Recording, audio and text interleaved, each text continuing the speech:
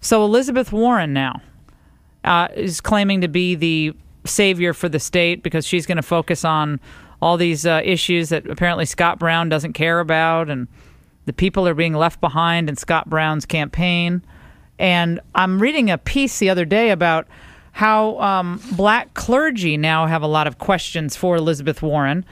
And one of them is going to join us now. He is the pastor of one of the most important churches in the Boston area. It's called the Azusa Christian Community in Dorchester. I should say Dorchester, not Dorchester, Dorchester.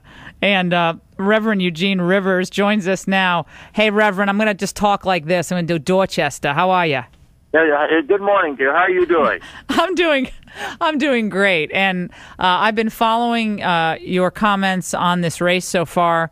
And state for our audience what you and Reverend Jeffrey Brown are concerned about vis-a-vis Elizabeth Warren. There are a couple of things that we're concerned about. Number one, we are simply asking for there to be a bipartisan discussion of, issues that disproportionately affect the very poor. And let me just say for the record, on this business with the Native American stuff, then this needs to be said just in the interest of keeping everybody honest. If Scott Brown had said that he was 132nd African American and had applied or been involved in any way with trying to get a basketball scholarship, let's say, to Harvard University as a black American because he had a great-great-great-great-great-great-great-grandmother who was a slave. Had Scott Brown done that, every Democrat who could get their lips next to a microphone would be calling for Scott Brown to step down.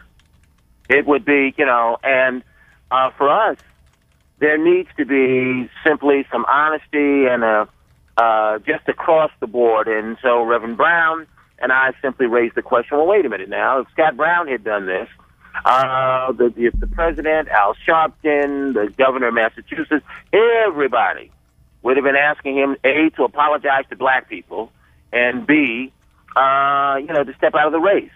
And so there is an issue of veracity in what we and growing numbers of black clergy are asking very politely is, listen, there are three things that, should be the criteria by which we evaluate anyone. And we've had this conversation with Senator Brown, who has been, frankly, very responsive from the very beginning. Scott Brown, right after the election, came and met with black clergy and has tried to maintain an open door. And we're saying to to Professor Warren, listen, we need there to be one political moral yardstick by which everyone is evaluated. And we want you, Professor Warren, to make yourself more available so we can engage you in the issues. And as the black community, we're simply, as church leaders, we're asking you to be responsive to the needs of the least of these. We're talking to, and I'm delighted he's with us, Reverend Eugene Rivers III. He's the pastor of the Azusa Community Church in Dorchester in Massachusetts. And he and another happens to be black pastor, Jeffrey Brown, issued a press release on basically challenging both Senator Brown and Elizabeth Warren on a number of issues. And it's actually great to hear that Scott Brown is engaging with you and the black community. I think Republicans, Reverend, have done oftentimes a really pathetic job, frankly, of engaging on the issues that you raised and care about. And you and I probably have different political views on a whole host of issues, but nevertheless, we have to be talking to each other.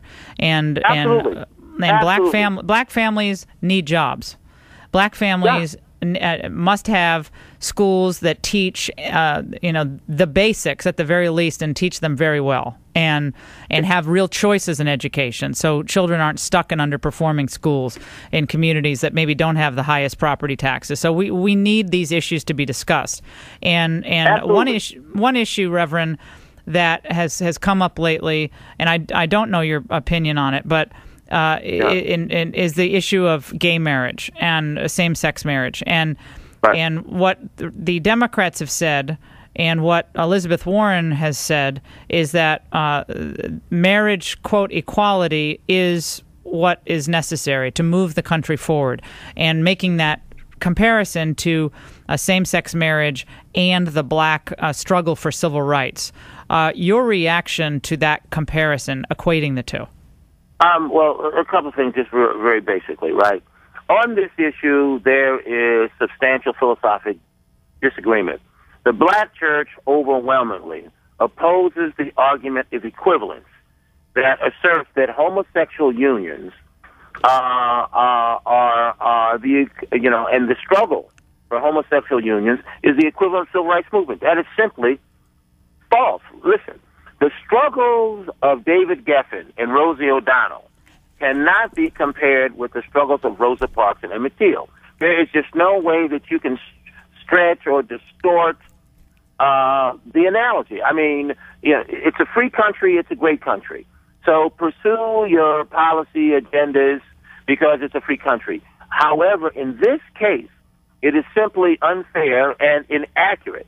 And the thing that's sort of interesting to many of us in the black church is that, no one would attempt to, in a very loose way, use the European Holocaust as an analogy for any number of things. You would not be permitted to trivialize that without there being some political costs associated with that. And I get that. In the case of the black community, in the case of black churches, our view is that marriage is between a man and a woman. That's the way it's been for thousands of years across all cultures. And so philosophically, the black church has a substantial difference. The president on this issue is wrong. The first lady is wrong. On this issue, we will simply disagree with Professor Warren. We understand the view. We take philosophic exception.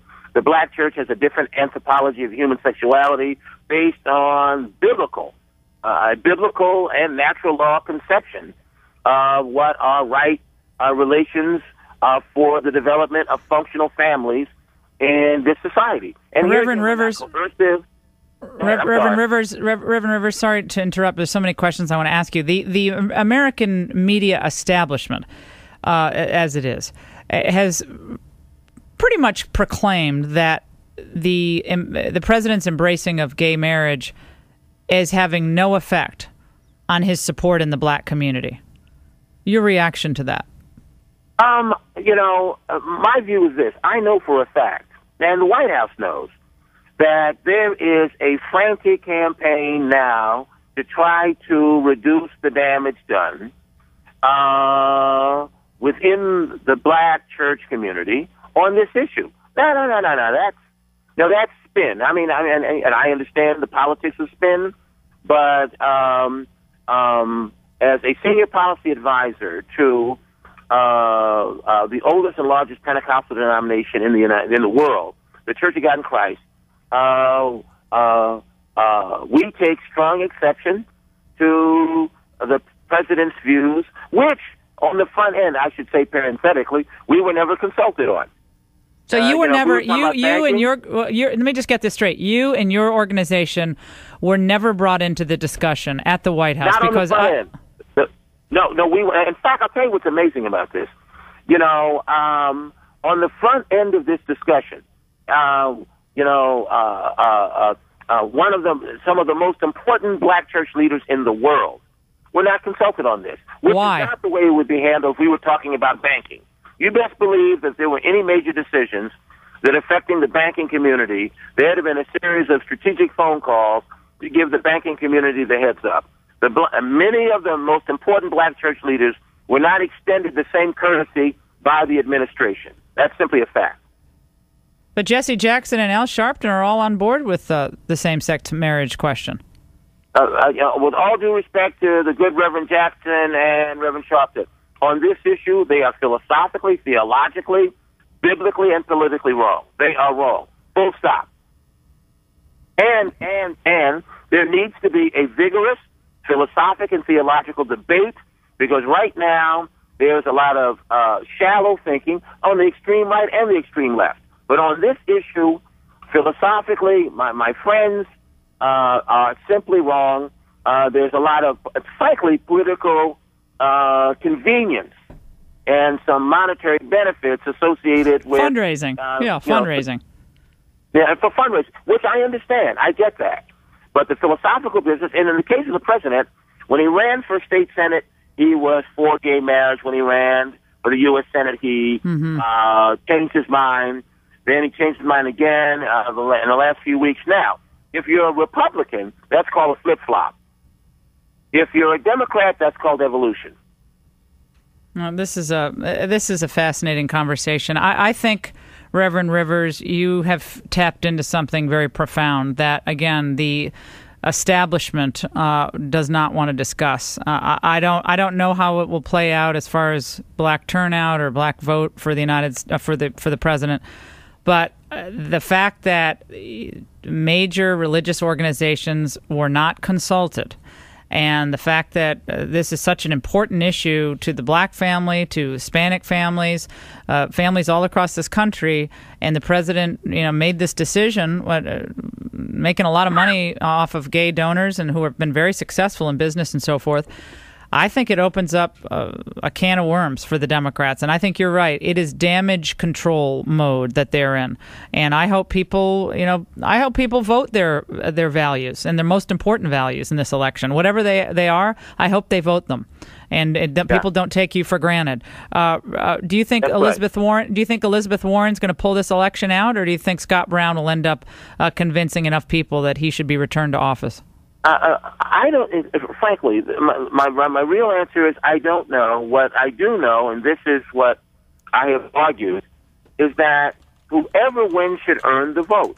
There should not be the presumption on the part of any party, Democrat or Republicans, that the black community are their ideological property. And what I and others... We're out of time, unfortunately, Reverend Rivers. We'll have you back as your terrific guest on the Laura Ingraham Show. God bless. 800, God bless. 800-876-4123. The President spinning at the White House. Coming back. The Laura Ingraham Show.